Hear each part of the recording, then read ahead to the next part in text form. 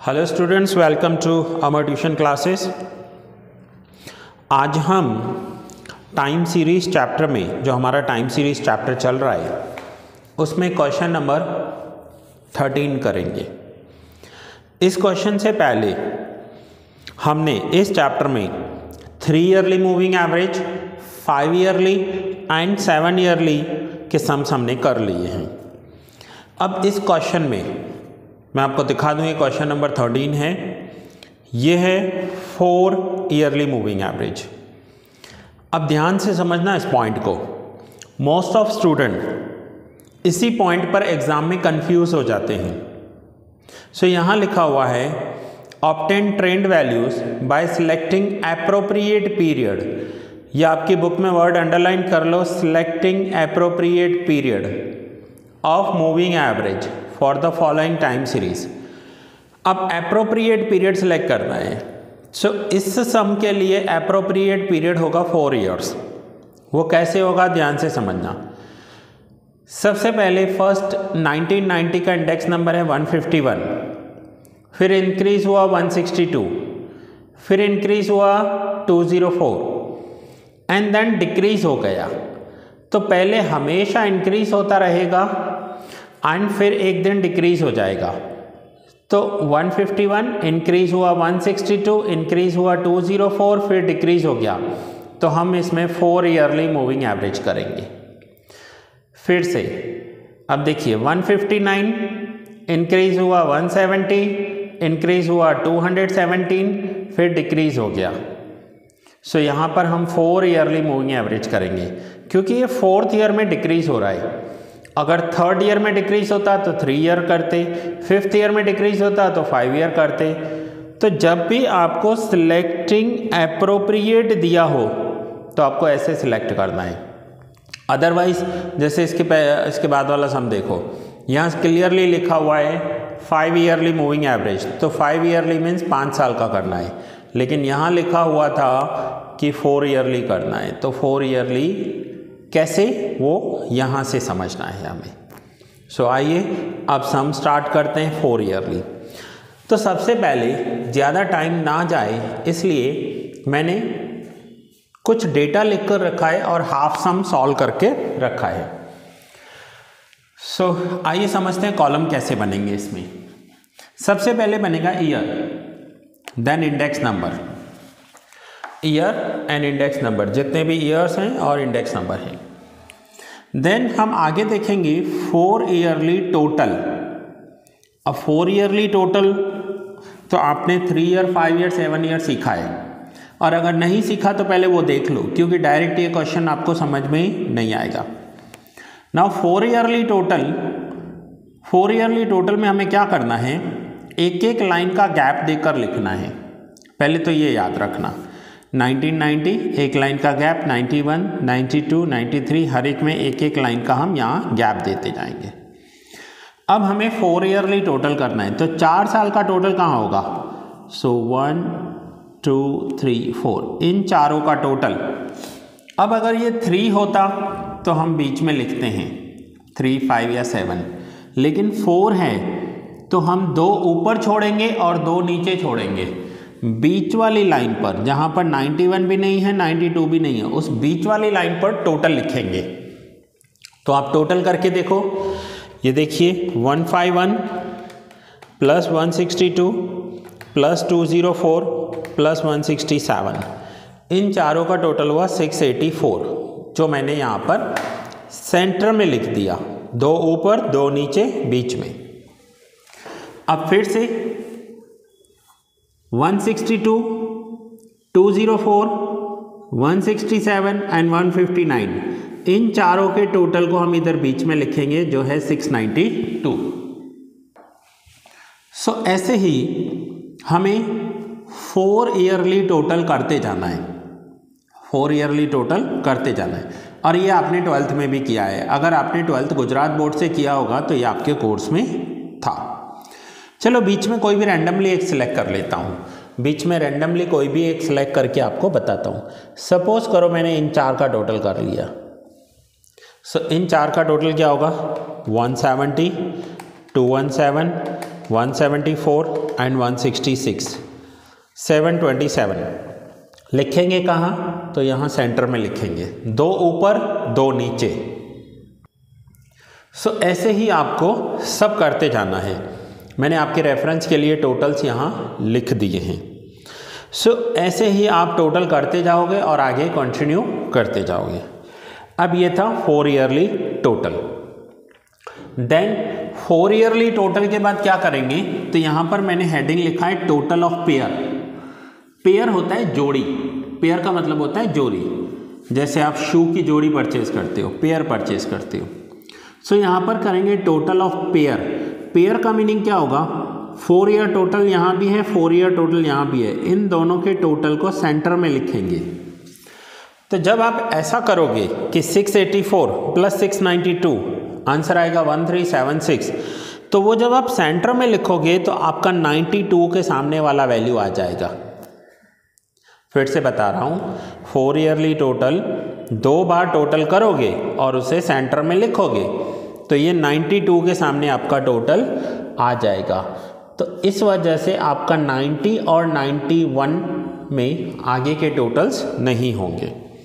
So same ऐसा कर दें। देन 692 प्लस 700 दोनों का टोटल किया 1392, बीच में लिख दिया तो वो 93 के सामने आ जाएगा। फिर 700 एंड 713 1413 ये 94 के सामने आ जाएगा। सो ऐसे करके कोई भी आप पेयर करते जाओ और उसे बीच में आप लिखते जाओ, ऐसा। ठीक है। सो स्टूडेंट्स, ये आपके टोटल्स होते जाएंगे यहाँ पर। So that is total of pairs. So यहाँ पर मैंने सॉल्व इसलिए करके रखा है ताकि एक एक अगर मैं आपको सॉल्व करवाऊँगा तो लेक्चर बहुत लेंथी हो जाएगा और सॉल्यूशन आपके पास है, आप खुद से भी ट्राई करोगे। बहुत इजी है, कोई ज़्यादा हार्ड या रॉकेट साइंस नहीं है इसमें। Okay, now total of pairs के बाद अब ध्यान से समझना इस पॉइंट को। यहाँ पर हमने 4 ईयर का टोटल लिया, यहाँ पर भी हमने 4 ईयर का टोटल लिया। सो 4 प्लस 4 किया तो ये जो टोटल हो गया ये 8 ईयर्स का टोटल हो गया, क्योंकि 4 साल का टोटल यहाँ था, 4 साल का टोटल यहाँ, तो ये हो गया 8 ईयर्स। तो अब ये जो टोटल ऑफ पेयर है ना, इसे हम 8 से डिवाइड करेंगे। 8 से इसलिए डिवाइड करेंगे कि हमें ट्रेंड चाहिए। तो 1376 को डिवाइड बाय 8 किया तो 172 आ गया। देन 1392 को डिवाइड बाय 8 किया तो 174 आ गया। ऐसे करते करते 1413, तो पॉइंट में भी आ सकते हैं यहाँ पर। 1413 डिवाइड बाय 8 किया तो 176.63। सो ऐसा कर 1482 डिवाइड बाय 8 किया तो आंसर आ गया 185.25। ठीक है। सो नेक्स्ट 1499 डिवाइड बाय 8 तो ये आ गया 187.38।